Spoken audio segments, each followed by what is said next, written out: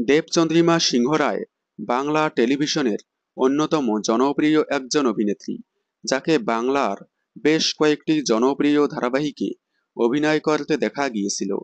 Colours বাংলার কাজললতা ধারাবাহিকের মাধ্যমে প্রথমবার টেলিভিশনের পর্দায় পা রাখেন তিনি। এরপর প্রথমবারের মতো প্রধান চ্যানেল স্টার জলসায় টেক্কা রাজা বাদশাহ ধারাবাহিকে অভিনয় করেন। তারপর এক এক করে সাজের বাতি, সাহেবের চিঠি ধারাবাহিকে অভিনয় করতে দেখা গিয়েছিল। তবে সাহেবের চিঠি শেষ হওয়ার পর তাকে বাংলার আর কোনো ধারাবাহিকে দেখা যায়নি। বেশ কয়েকটি ওয়েব সিরিজ যেমন পরিণীতা, প্রেমে পড়া বারণে দেখা গিয়েছিল। তবে বর্তমানে তাকে দেখা যাচ্ছে কালার্স টিভির জনপ্রিয় ধারাবাহিক সোহাগান চুড়েলে।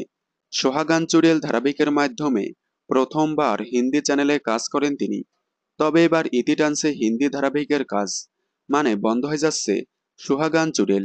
গত 13ই সেপ্টেম্বর শেষ দিনের শুটিং হয়ে গেল এই ধারাবাহিকের, আর এজন্যই মুম্বাই থেকে ফিরে আসছেন তিনি।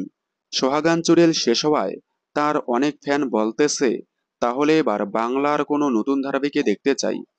যেহেতু স্টার জলসা এবং জি বাংলায় আসছে অনেকগুলো নতুন ধারাবাহিক, এই নতুন ধারাবাহিকগুলোর মধ্যে যে কোনো একটি ধারাবাহিকে দেবচন্দ্রিমা সিংহ রায়কে দেখতে চাই। আপনারা কি দেবচন্দ্রিমা সিংহ রায়কে বাংলার আপকামিং নতুন ধারাবাহিকে দেখতে চান? কমেন্টে জানাবেন। বাংলা বিনোদনের সকল আপডেট সবার আগে পেতে চ্যানেলটি সাবস্ক্রাইব করে পাশে থাকা বেল আইকনটি বাজিয়ে দিন। ধন্যবাদ।